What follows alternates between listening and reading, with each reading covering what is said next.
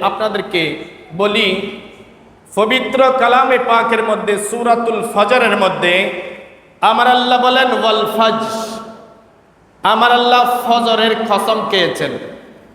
কিসের কসম বললাম? ফজরের কসম। আমাদের কাছে অনেক ফজর আসে কি আসে না? আসে। আমার আল্লাহ বলেন ওয়াল ফজর, ফজরের কসম করে বলতেছি আমি রব্বে করিম, ওয়ালায়ালিন আশরিন, 10 রাতের কসম।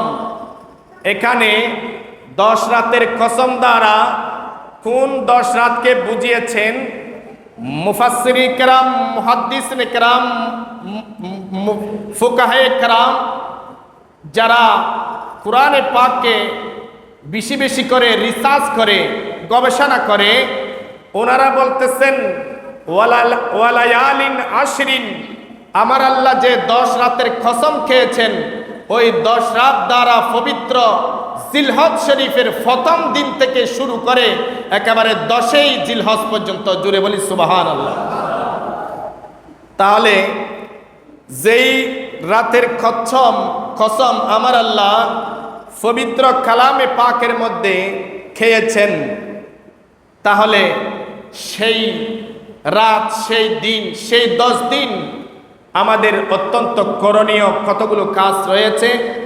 বিশেষ করে মাইকের আওয়াজ যতটুকু শোনা যাচ্ছে, আমার শ্রদ্ধাভাজন মা বোনদেরকেও দৃষ্টি আকর্ষণ করে বলতেছি, আমাদের কাছে যেই মাসটি এসে একেবারে সন্নিকটে বাদে মাগরিব থেকে শুরু হবে, পবিত্র জিলহজ শরীফের চাঁদ মাস শুরু হবে।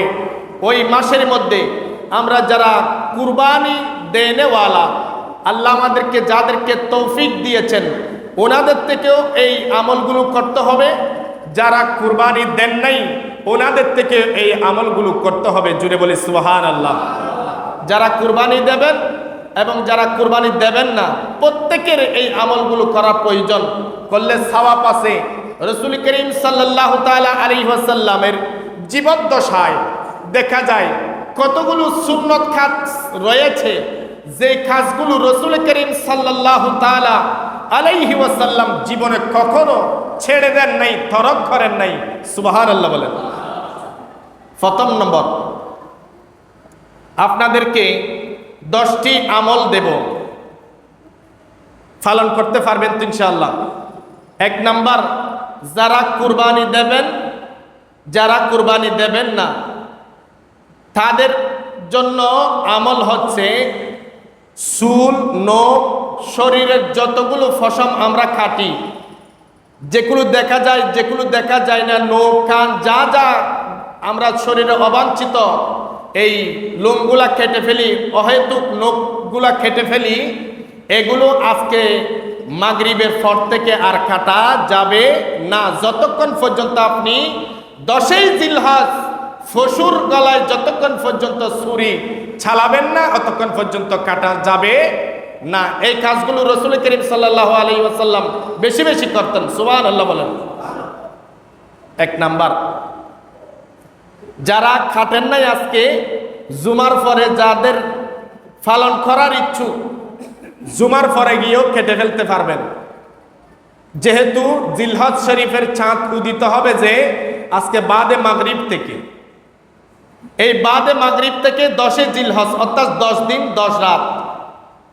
এই যে প্রথম নম্বর আমল কথা বললাম, চুল, নখ, গোঁফ, দাড়ি ইত্যাদি ইত্যাদি যেগুলো আমরা কাটি, অবাঞ্ছিত যেগুলো আমাদের শরীর থেকে বেড়ে যায়, এগুলো আমরা কাটি কি কাটি না? তাহলে এগুলো কাটা রাসূল করিম সাল্লাল্লাহু তাআলা আলাইহি ওয়াসাল্লাম যখন এই জিলহজের চাঁদ উদিত হতো, সেদিন থেকে 10ই জিলহজ যতক্ষণ পর্যন্ত পশুর গলায় ছুরি ছালাবেন না, অতক্ষণ পর্যন্ত রাসূল কাটতেন না। সুবহানাল্লাহ বলেন। এবার আসেন, দ্বিতীয় নম্বর আমল হচ্ছে রাসূল করিম সাল্লাল্লাহু তাআলা আলাইহি ওয়াসাল্লাম এই পহেলা জিলহজ থেকে, জিলহজের 1 তারিখ থেকে 9 তারিখ পর্যন্ত রোজা রাখতেন। সুবহানাল্লাহ বলেন না। রোজার অনেক ফজিলত রয়েছে। এই 9 রোজার ফজিলতের কথা আমি বলবো না, শুধুমাত্র একটা রোজার কথা বলবো। বিশেষ করে আমার মা বোনদেরকে বিশেষ করে বিনীত অনুরোধ জানাচ্ছি, এই আজকে মাগরিবের পর থেকে জিলহজের চাঁদ উদিত হবে, এই 9টা রোজাও যদি আমরা রাখতে না পারি, অন্তত পক্ষে যেই আরাফা দিবস, আরাফার দিন যে একটা রোজা হলেও অন্তত পক্ষে আমাদেরকে রাখার আল্লাহ পাক তৌফিক দান করুক, আমিন বলেন। আর একটু জুড়ে বলেন না আমিন। শুধুমাত্র একটা রোজা হলেও রাখার চেষ্টা করবেন। যেদিন ইয়ৌমে আরাফা, খানে কাবাকে সামনে নিয়ে হাজার হাজার লক্ষ লক্ষ কোটি কোটি হুজ্জাজে কেরাম যখন লব্বাইক আল্লাহুম্মা লব্বাইক বলার পর যখন এর আগের দিন যখন ওনারা ইয়ৌমে আরাফা, আরাফার মধ্যে যখন অবস্থান করবে, অর্থাৎ 9 জিলহজ, আমাদের এখানে 9 জিলহজ, সকলে এই অন্ততপক্ষে ইয়ৌমে আরাফার দিন একটা রোজা হলেও রাখার জন্য চেষ্টা করবেন। সকলে বলে আমিন। এটার ফজিলত কি? ইয়ৌমে আরাফার রোজা রাখলে ফজিলত কি?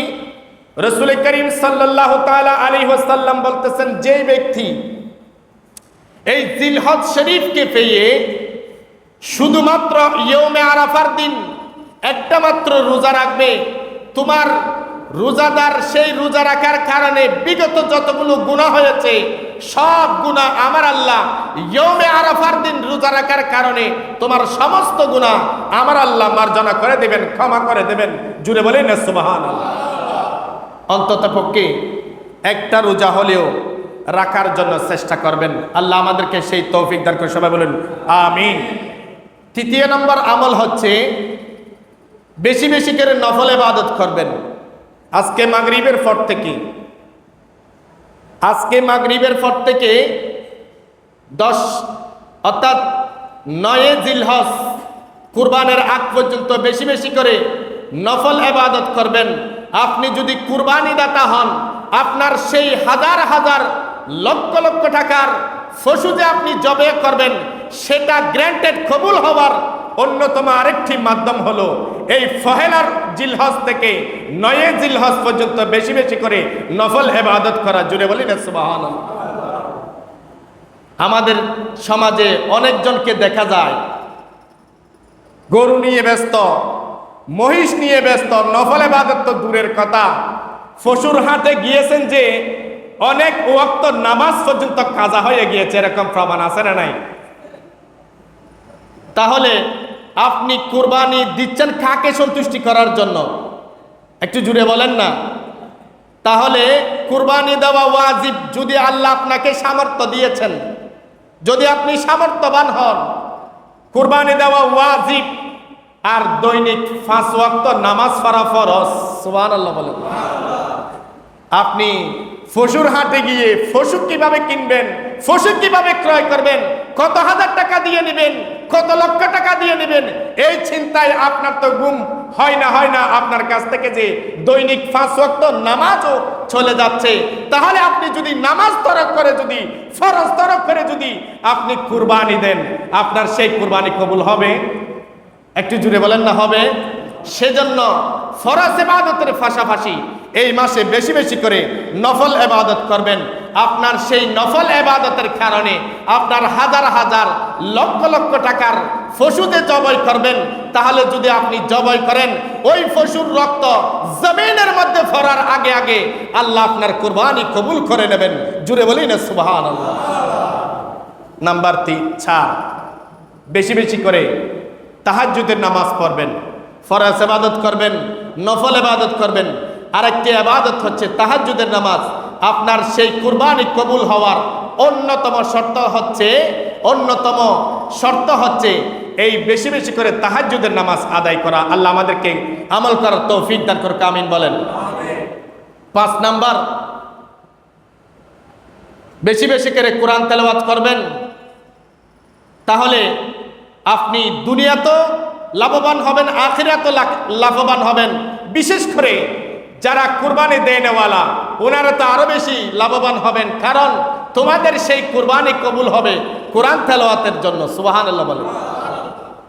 6 নম্বর, রাসূল করিম সাল্লাল্লাহু তাআলা আলাইহি ওয়াসাল্লাম আমাদেরকে কিছু জিকির শিখিয়ে দিয়েছেন, যেগুলো হাদিসে মুবারাকার মধ্যে রয়েছে।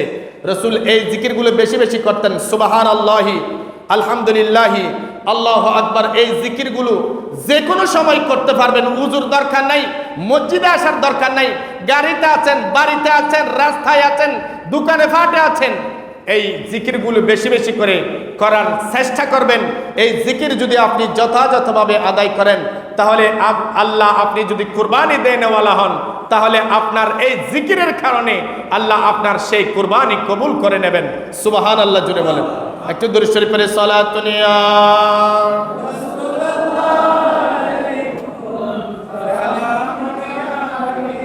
সালাতুন ইয়া।